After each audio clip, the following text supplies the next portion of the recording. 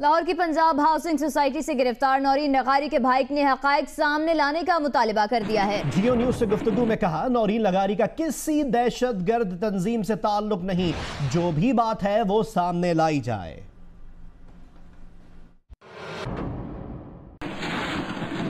हम अपने मौक़िफ़ पर ही अड़े हैं और हमने पहले भी इस चीज़ को रिफ्यूट किया था, आज भी रिफ्यूट करते आ रहे हैं।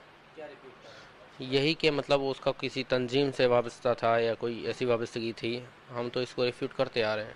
हमने पहले भी कहा था कि ये किडनैपिंग का केस है और आज भी कहते हैं।